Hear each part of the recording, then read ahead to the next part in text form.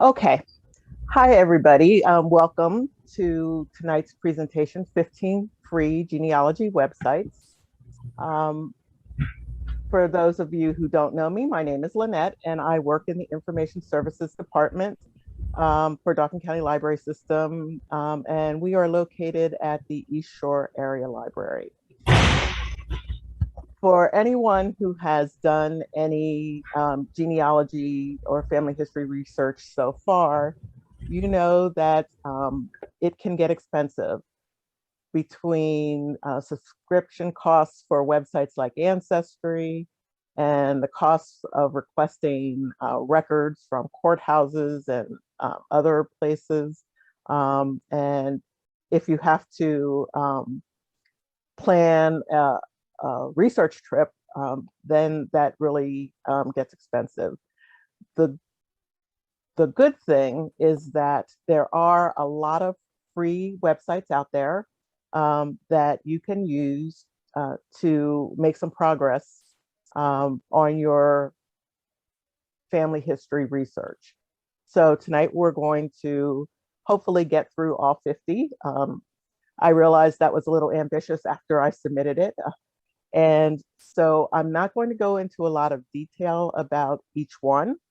I'm going to give you the name, the website, mention a few things about it. There will be a handout that Ashley will mail out to you following the presentation. So don't feel like you have to remember all of these as I go through them. It's a library program, so I would be remiss if I did not promote our library resources a little bit. Our genealogy page on our website is dcls.org/genealogy. A lot of the links that I will mention tonight are on that web page already, and the rest of them will be added in the next month or two. So if you don't remember them and misplace your handout, they will eventually all be on our website. As far as library resources go, most of you probably are aware of our two newspaper databases, the Patriot News and newspapers.com. The Patriot News allows you to access full text articles from the Patriot News back to August of 1986.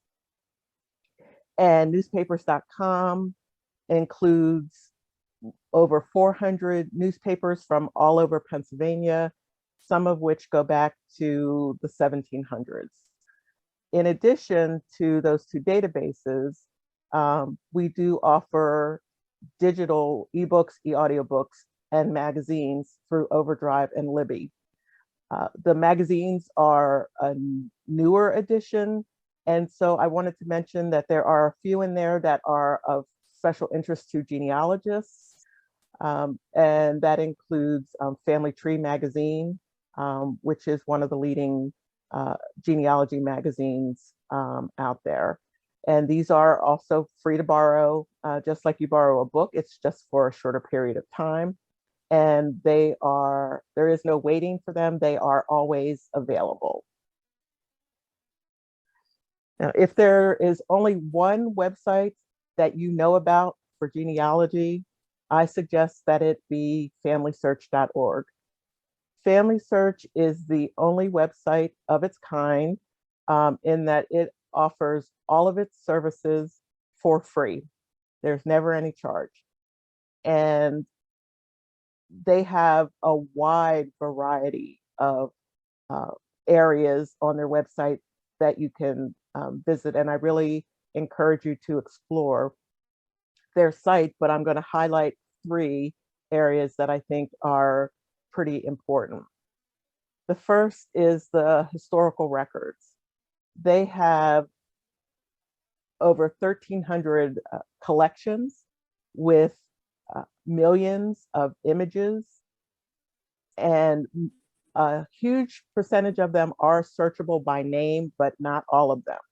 Indexing is an ongoing project, so there are some that have not been. Yes. Excuse me. On my computer, you're buffering. I don't know why. I'm hearing you, but I'm not seeing you. Okay, I don't know why that is. Is that happening to anyone else?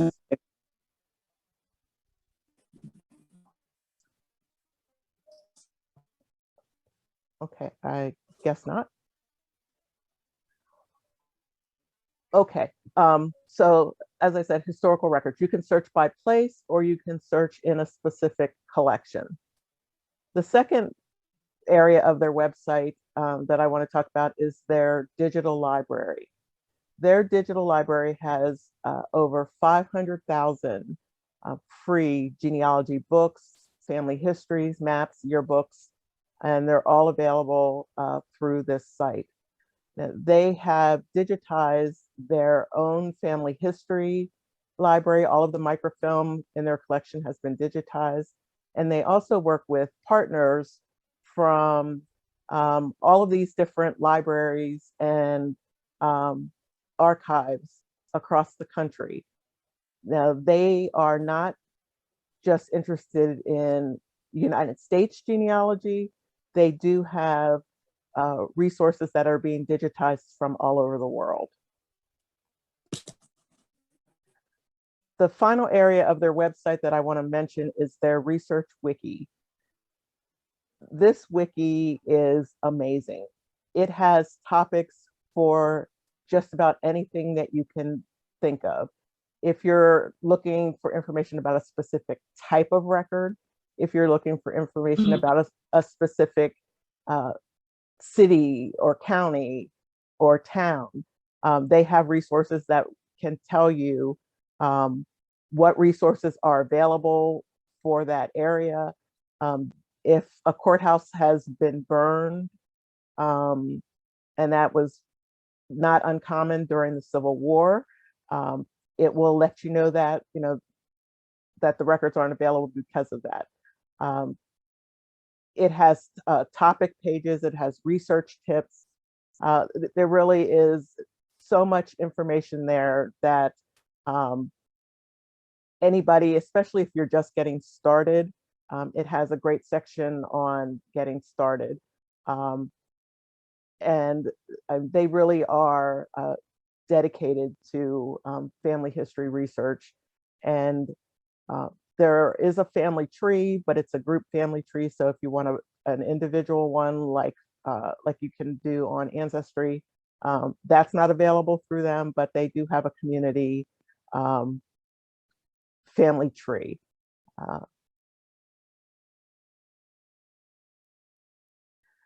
Next, we're going to talk about the National Archives. The National Archives and Records Administration is the record keeper for the federal government.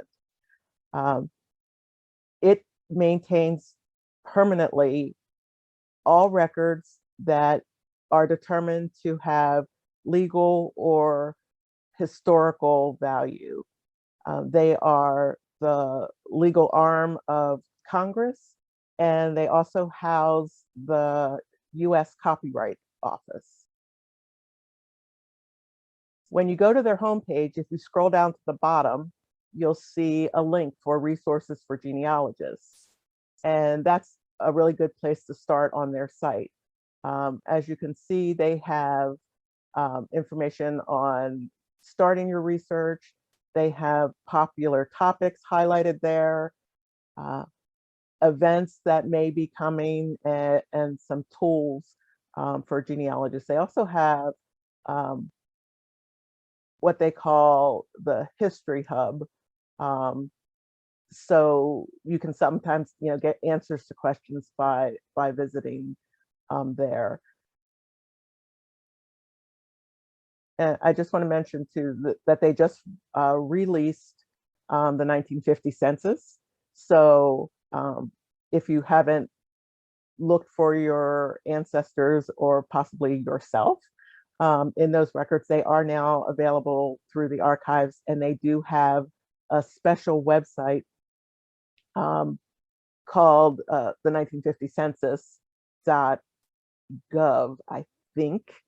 I'll have to double check that, where you can search those records. They are in the process of being indexed by Family Search, Ancestry, and MyHeritage. so that they will eventually be searchable through all of those sites. A second area on the archive's website is their catalog. The catalog includes descriptions of all of their materials from their main location in Washington, D.C., and their area and regional facilities across the country, and from the presidential libraries. It's about 95% complete with descriptions of all of their records.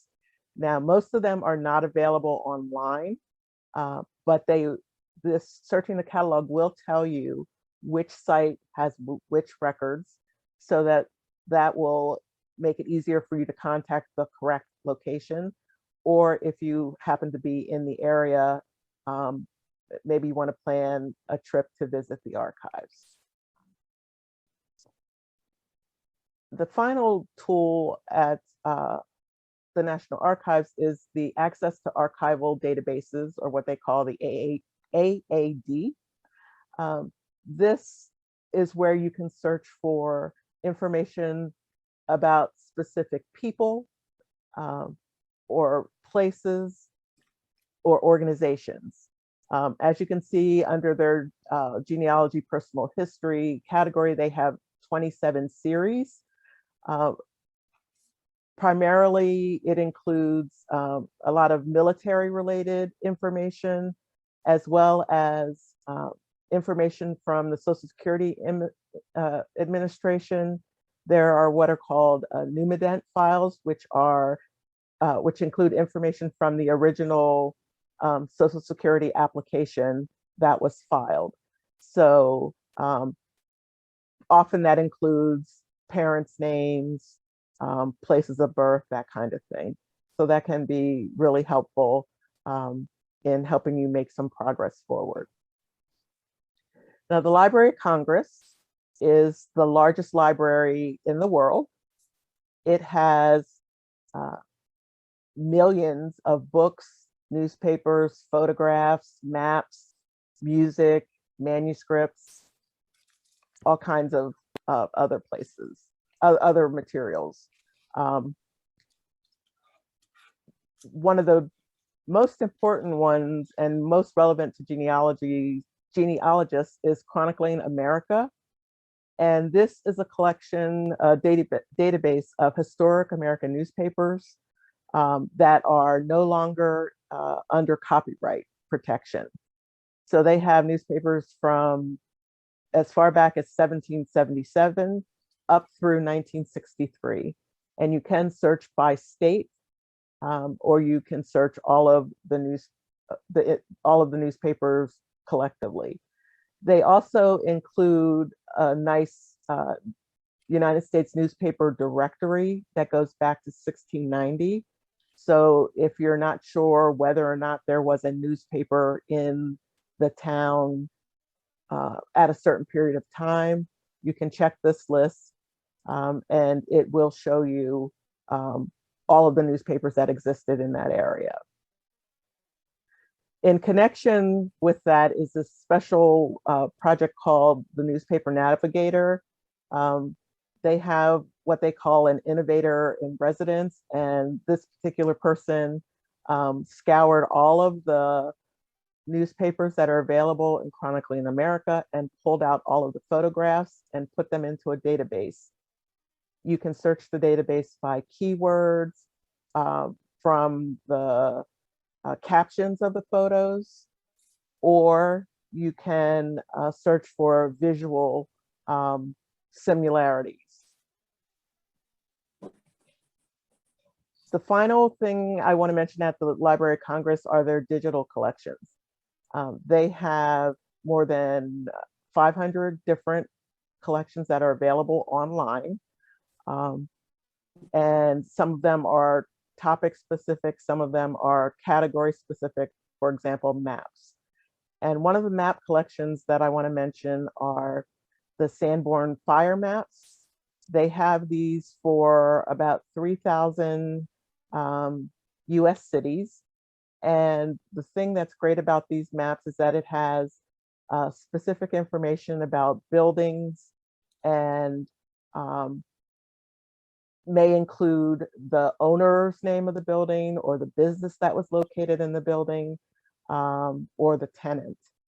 So that can be really helpful in helping you locate the specific place where an ancestor may have lived. They do also have some maps for Canada and Mexico. Now, this is not an all-inclusive collection of their maps. There are other places that have some of these maps, and I'll mention one of those in a minute. The last thing I want to mention at Library of Congress are their research topics and how-to guides and their US state and territory guides. These are really great guides to help you find where you can locate information about either the topic or the place.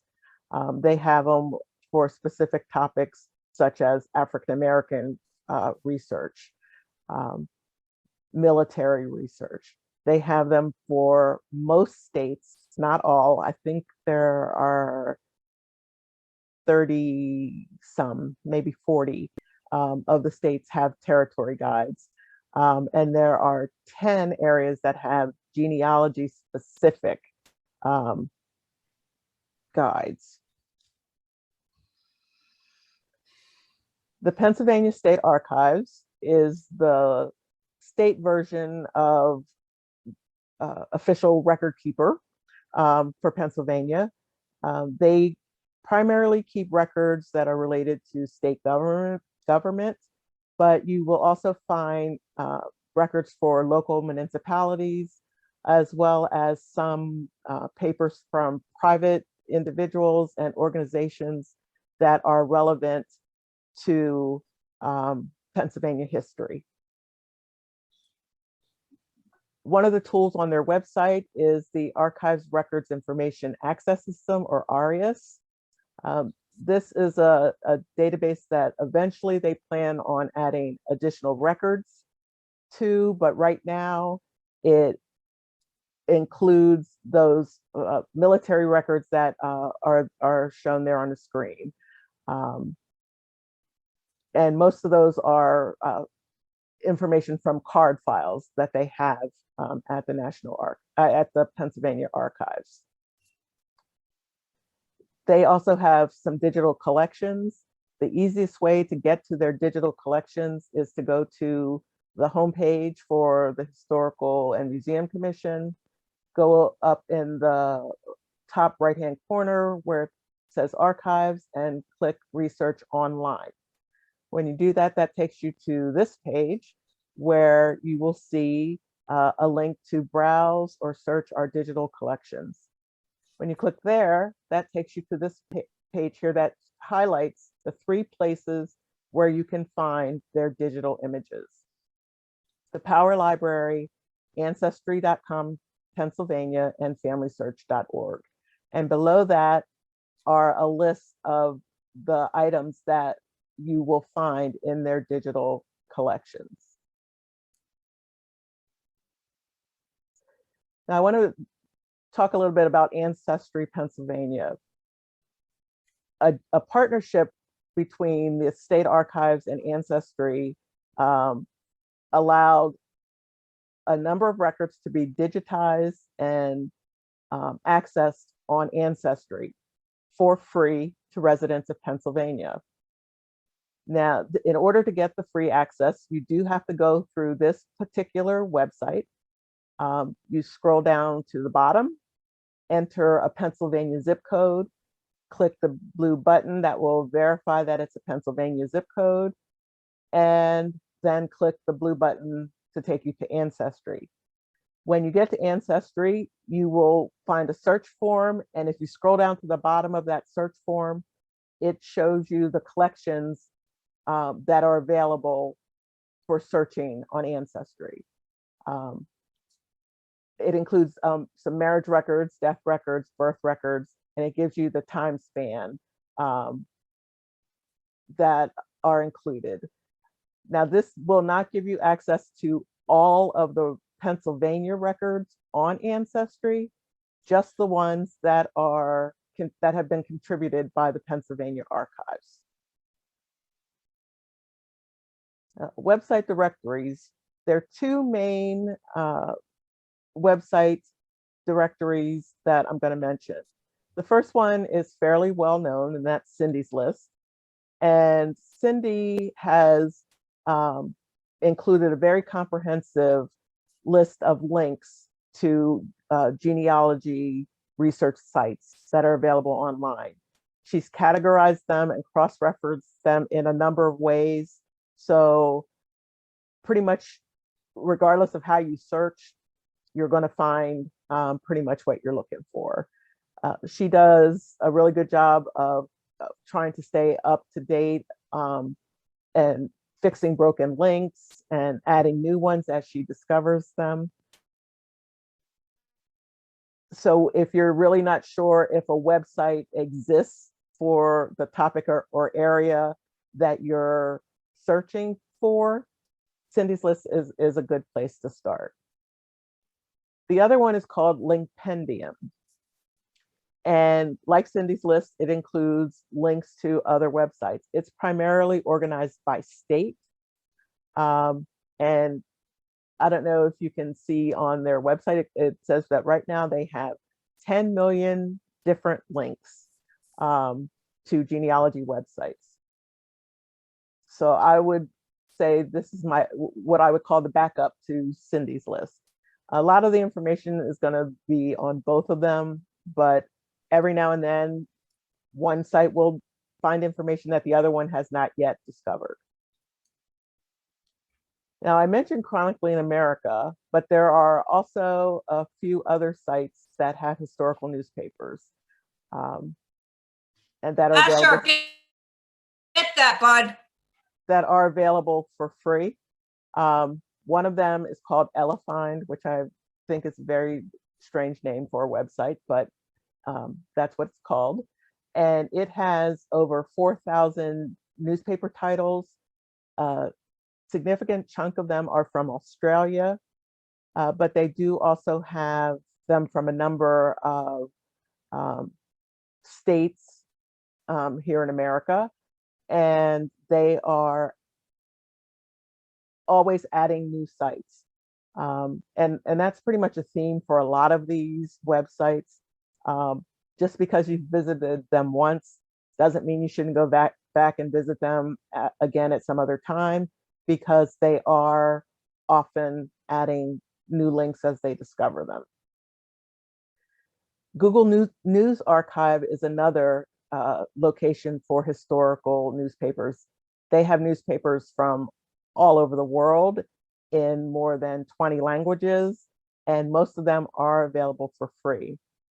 The downside to this website is that Google stopped supporting it back in 2019, I think. So it's no longer being updated. No new newspapers are being added.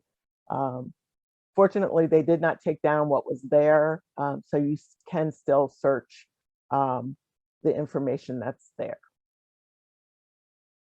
Old Fulton, New York Postcards. Funny name for a newspaper website, but this is a pretty good one too. If you click on the Go and Search My Archives button, it takes you to this search tool here. And as you can see, it has newspaper pages from the United States and Canada. It started out with just New York, but then he expanded beyond New York. And there have been a couple times where I have found newspapers that I couldn't find anywhere else on this site and been able to find an article for someone. The Pennsylvania Newspaper Archive is affiliated with the Penn State University libraries. Its goal is to be a single gateway to the historic newspapers of Pennsylvania. Their goal is to eventually have papers from all 67 counties. They don't yet, but that is their plan. You can search by title of the newspaper, and then by date, and you can also search by cities. Libraries and archives. The Allen County Public Library is located in Fort Wayne, Indiana, and they are the second largest family history research library in the country, second only to the Family Searches Family History Library. They have a lot of Indiana and Midwest United States records, but they also have records from all over. They offer a number of genealogy programs, which they record and then post on their YouTube channel. Some of the topics I know have included doing research in specific states. I know they had one for researching Tennessee. So it really is worthwhile to check their website every now and then and see what they might have coming up. And you can also sign up to be notified by email. In addition to that, they have a number of free databases that can be accessed from anywhere. And I want to highlight 3 of them: the African American Gateway, the Native American Gateway, and the Periodical Source Index. Now, the African American Gateway and Native American Gateway are resources for those particular ethnicities. They include links to websites and to items that are in the Genealogy Center's collection that may not be available online. Now, you may be wondering how that helps you. And the answer is that just because it's in print somewhere doesn't mean that there's not a way for you to get access to it. We do have interlibrary loan at DCLS, and we can often get those materials sent to your home library for you to view them without having to make a trip to another state. And PERSI, the Periodical Source Index, is a comprehensive index of periodicals that you can search for names. And if your ancestor's name or your surname was mentioned in a periodical, you very well will probably find a citation to that periodical in this database. Archive Grid is a collection of 7 million records that describe archival materials that are available across the United States. Most of them are not digital, but some of them are. It includes records from 1,400 institutions, and it's a great place for locating primary source materials. The Digital Public Library of America, or what we call DPLA, has, again, a lot of resources. As you can see on here, it says they have over 46 million images, text, videos, and sounds from across the United States. And you can browse by topic. They also have this handy little family research guide for using their site that gives you some search tips, and that can give you some examples of the type of information you might be able to find there. The Midwest Genealogy Center is part of the Mid-Continent Public Library in Independence, Missouri. They are another huge genealogy center that has resources for their local community as well as for communities across the country. Two of the things that I want to mention about this website is that it's a great place to get family history forms. They have blank forms that are PDF fillable, which means that you can fill them out online and then print them out. Not all PDFs online can be filled in that way, but their forms can. They have family history sheets, they have family tree charts, and they have blank forms for every census from 1790 up to and including the most recent release 1950 census. They also have what they call a quick look, where you can search, find, and request records. And I mention this because they have something that I have not seen anywhere else, and that is an index to pension claims for the United States Railroad, their retirement system. If you have an ancestor that worked for the Pennsylvania Railroad, this is a good resource for you to check out because you may be able to access their pension file. The file itself is not available, it's an index, but it will provide you with a link to request that information directly. Penn State University Libraries, I already mentioned the newspaper archive. They have a number of additional digital collections, including some of the Pennsylvania specific Sanborn maps that I mentioned before. They have them for a number of the cities and towns in Pennsylvania that aren't available at the Library of Congress. They also have what they call the Colored Conventions Project, which is a collection of records for the colored conventions that took place in the late 1800s, which were really important for helping people of color get organized and start to develop their political know-how and power after having been enslaved for all of those years.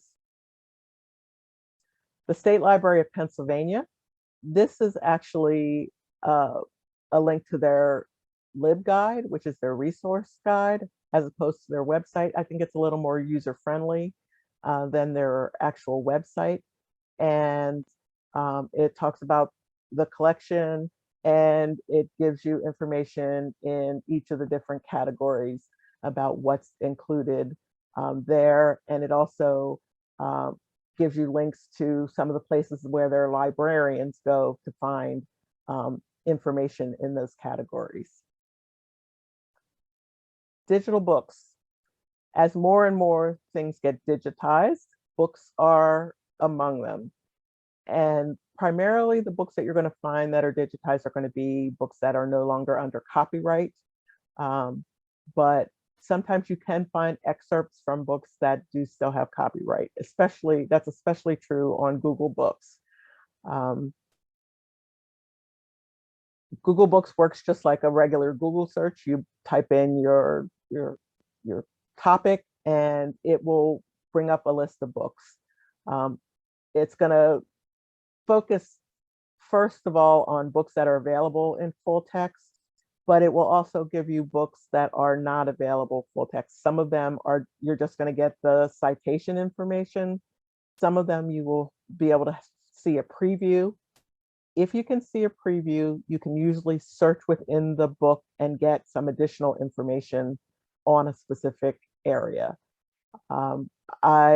We refer students to this site a lot when they're looking for books for research papers, because even if you can't access the full book, you can often get enough information out of the book that that can help you with your research. Hottie Trust is another really good website for digital books. It originally was created as a partnership from some of the research from about 13 research libraries across the country. And there are still some documents on the site that you have to be a member or attend one of those organizations in order to access them. But there are tons of books that are available for everybody to access. You can search for a book, and then you can search within that book for the information that you're looking for. You can download pages. Usually to download the whole book, you need to be a member of the sponsoring universities, but you can download pages, and you can download more than one page. So there's not a limit on that.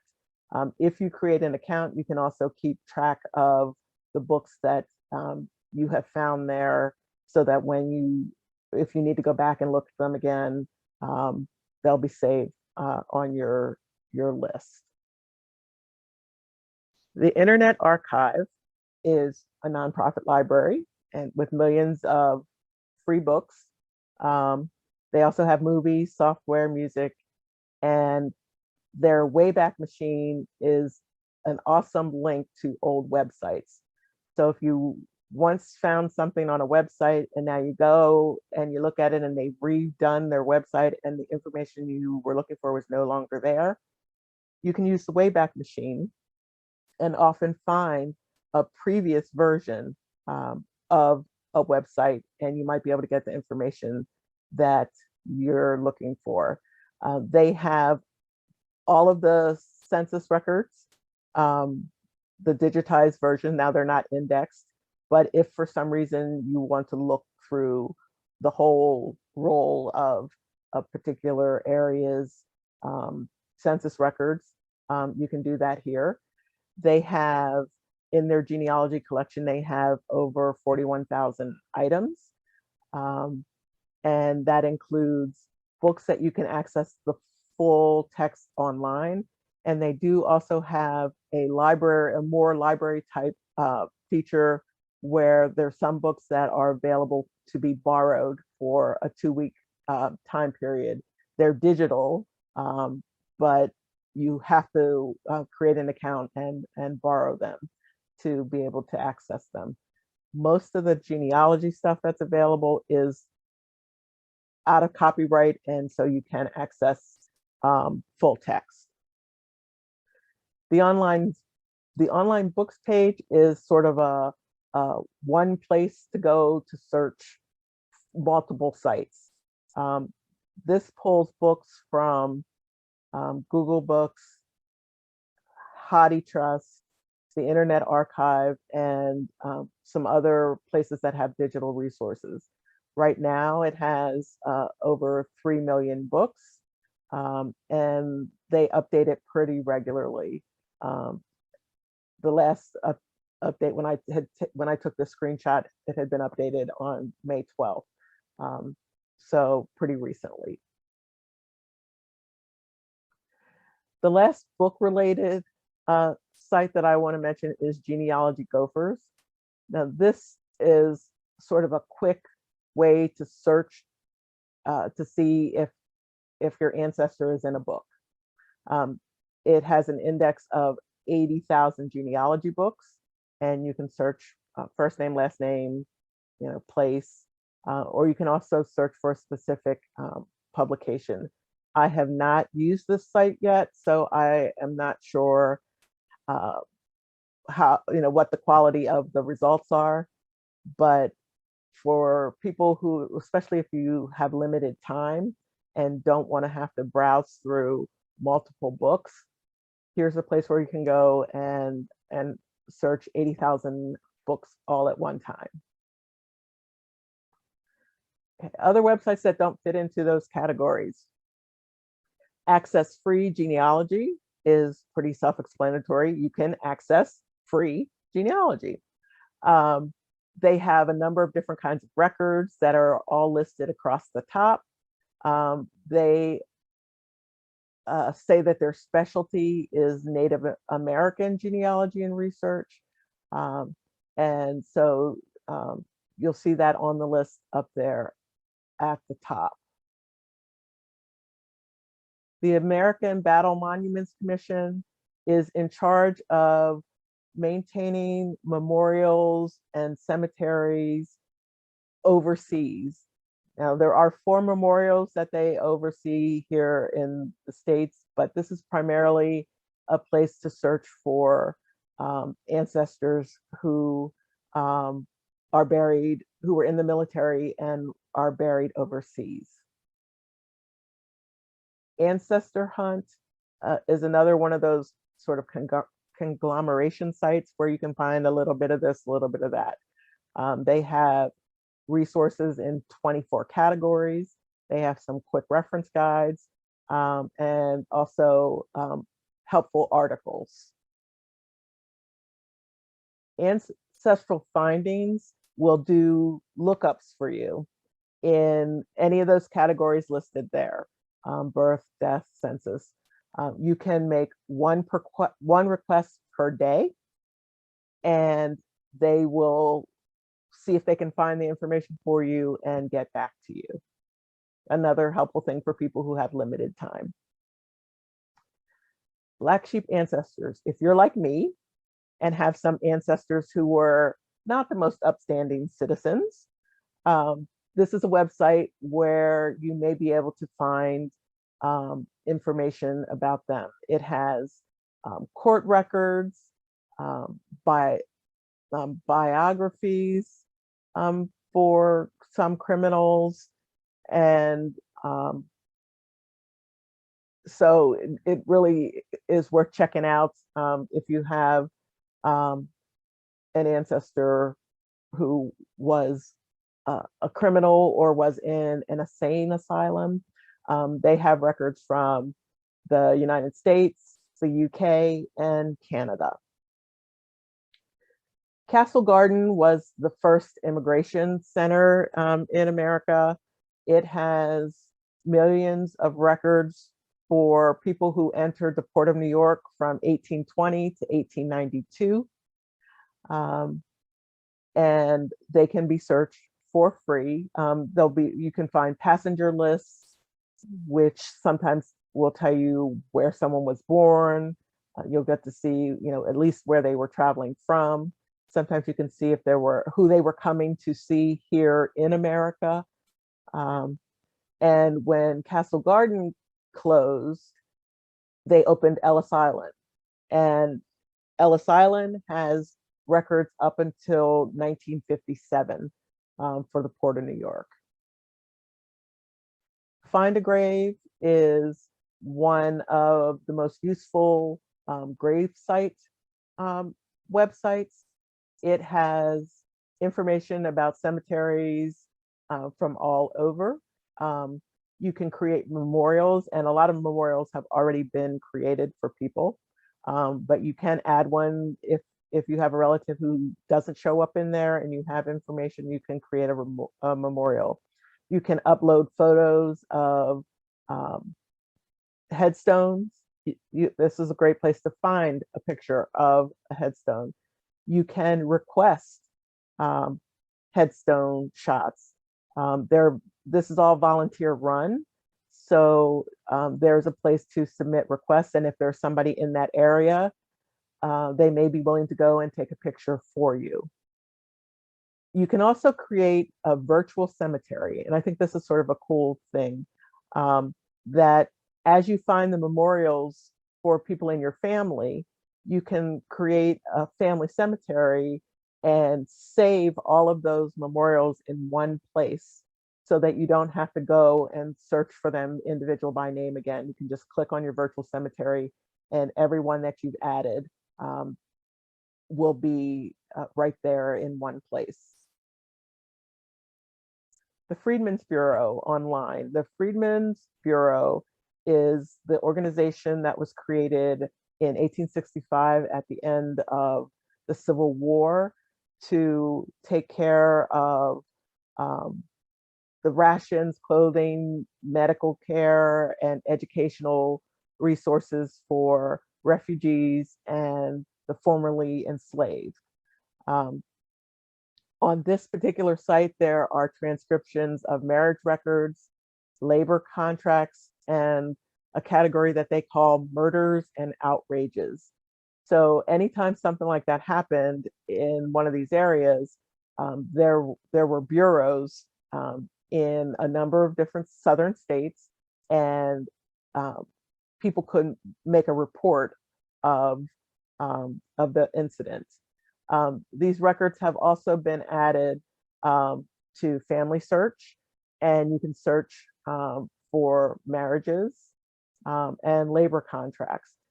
Labor contracts can be really helpful because they can sometimes give you the names of other family members other than the one you're looking for, because sometimes a family group signed a contract.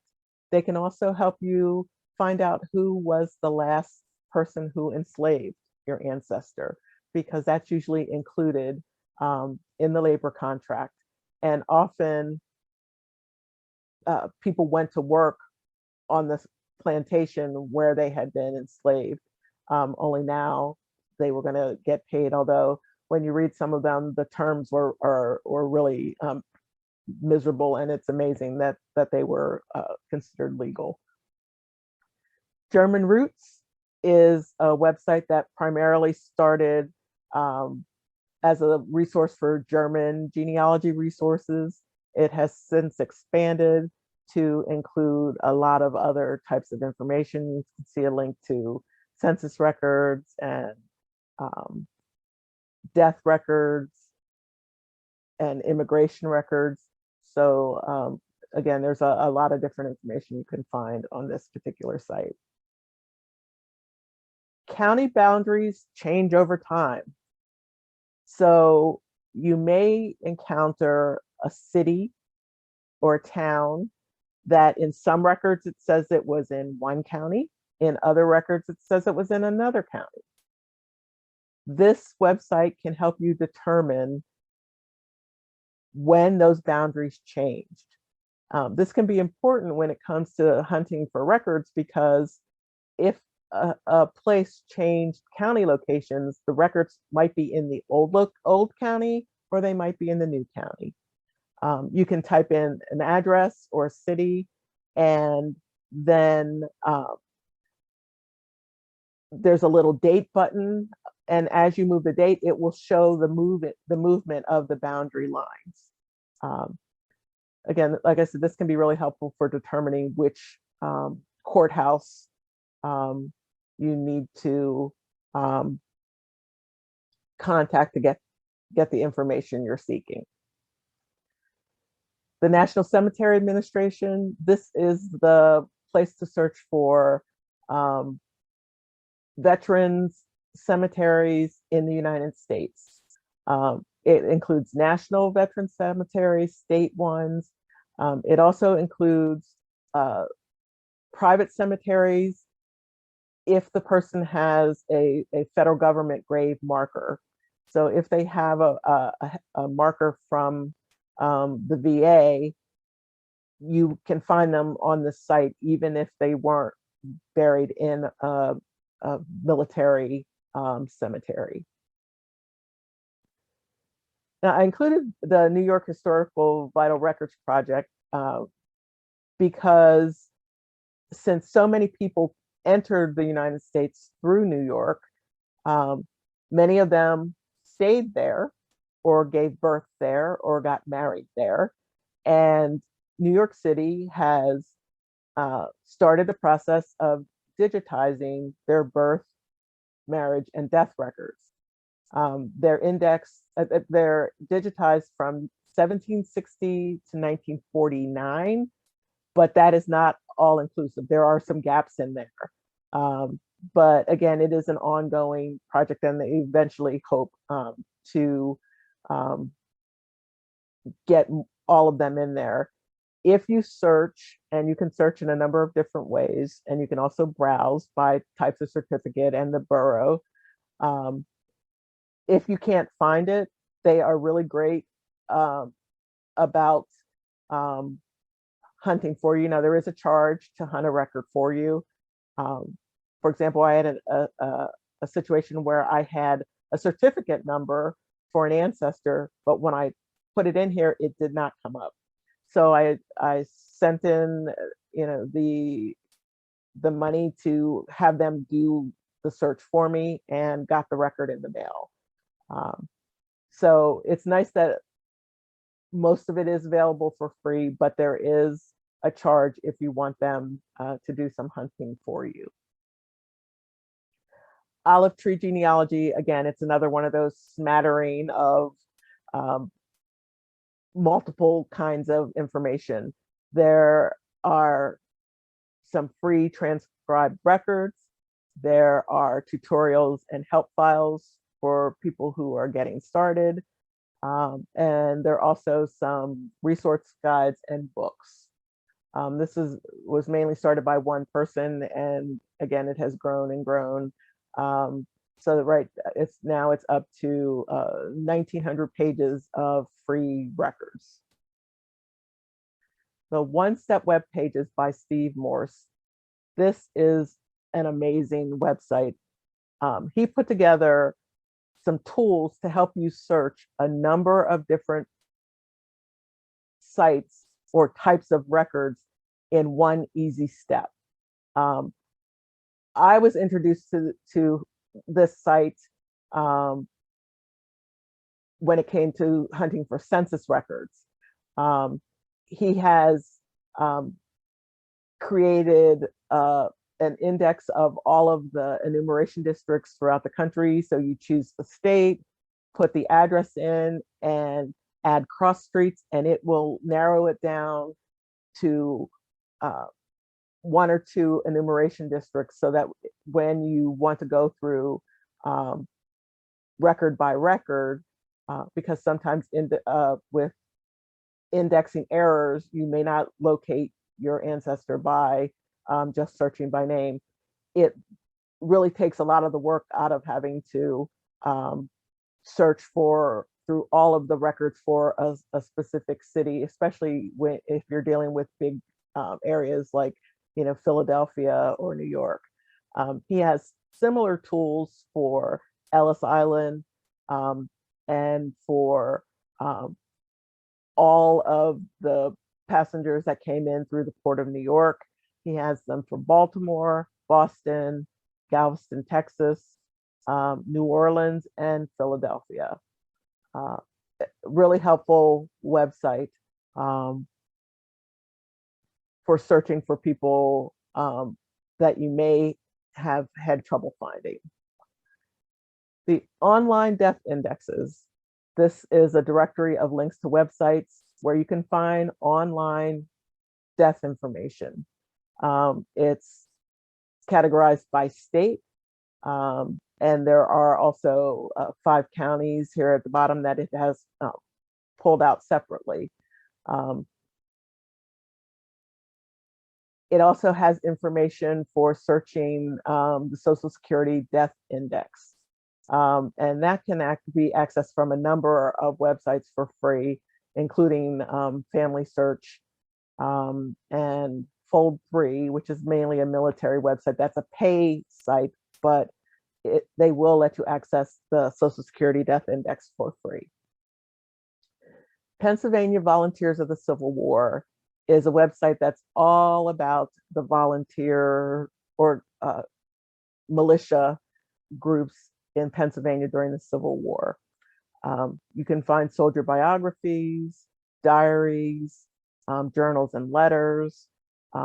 They have a section for soldiers that were mentioned in the newspaper. They have a list of Medal of Honor recipients. Anything you want to know about Pennsylvanians who fought in the Civil War, this is a great place to start. Random Acts of Genealogical Kindness. I think this is an awesome website. This is a website where volunteers, and if you want to help somebody else, you can volunteer, from all over the country and other places in the world, sign up to help you with your genealogy research. So if you have ancestors from Canada and there's no way you can get to Canada to search the court, any of the courthouses or the archives up there, there may be someone in Canada who lives near there or you can put in a request here. Someone will sign up and take the request and will go find that information for you. The actual requesting is free. The volunteer may ask you to pay for copies, or if there was a parking fee or that kind of thing. But that's, even if you have to pay something, that's going to be a whole lot cheaper than trying to plan a trip to Canada or Asia or wherever your ancestors are. RootsWeb is one of the early genealogy websites, and they are famous for their message boards. You can post a message if you're looking for information about a specific surname or a specific surname in a certain area, and other people who are searching for that same surname may contact you, or people who are in that area may contact you. It also hosts a number of smaller websites, and it is home to Ancestry.com's Wiki. Their Wiki is not as thorough as family searches, but there are some good resources in there as well. It also includes, there are 2 books that for the longest time were the really go-to places for locating resources in genealogy. And the full text of both of them are available here. One is The Source, and the other one is the Red Book of state, county, and town resources. So if you're looking for another place to look for, the address of a courthouse or whatever, you may be able to find it in those resources. The Soldiers and Sailors database is part of the National Park Service, and this is a database that has information about Union and Confederate soldiers in the Civil War. You can also find some information about specific regiments, and links to significant battles, and some lists of prisoner of war records and cemetery records. And the US GenWeb project is a project that was started by volunteer genealogists a number of years ago. I think they've been in business now for 25 years. And each state and each county has a page, and they're maintained by volunteers. What you find there, it really is a hodgepodge of information, and what you find for one county may not be available for a different county, but it's always worth checking. Something that is often available there are grave sites. There are folks who have transcribed the records of everyone who's buried in a particular cemetery. Sometimes you can find transcripts of wills. So again, it really is a random, take a shot and who knows what you'll find kind of website. The last thing I want to talk about is social media. There are a lot of great places on social media that can help you with your genealogy research. Facebook has groups for different ethnicities, for different towns, states. If you use specific software, they have groups to help you get better at using your software. It really is worth checking out, because there are thousands of genealogy related groups on Facebook. YouTube is a great resource, especially if you want to learn more about certain types of records or the research process or any kind of educational opportunities. A lot of national websites or national organizations post their information on YouTube. For example, Ancestry.com, all of their video tutorials are on YouTube. FamilySearch.org has a YouTube channel. What I recommend for any of these sites that I've mentioned tonight, check and see if they have a Facebook page or a YouTube channel. Often they will update those two places before they update their actual websites. And the last two things I want to mention are blogs and podcasts. The popularity of both of these have grown immensely over the last couple of years. And again, there are tons of them out there, some pretty big blogs and podcasts and some, relatively small ones. I've included links to the blog FeedSpot website that lists a bunch of blogs and a bunch of genealogy podcasts with a little blurb about what kind of information you'll find on that particular site. If you like podcasts, definitely check it out. With most of the blogs, most of them you can sign up to have the blog post sent to your email. If you don't want to be bombarded with the emails, there are tools that can track them for you, and then you only read the articles when you go to that particular place. And if anybody's interested in those, are called RSS feeds or RSS feeders. They're relatively easy to use. You create an account and then you just add the blogs that you want to get updates about. Okay. Thank you for attending tonight. That's going to wrap it up for me. If you have any questions about any of these resources or looking for information about a resource that I may not have mentioned tonight, please feel free to reach out to us at Information Services. You can do that by phone. You can email us at askalibrarian@dcls.org, or you can stop in and visit us in person at the East Shore Area Library. There's usually one of us around during most of the library's open hours. If there's no one in our office, other library staff can help you get a message to us with whatever your questions are.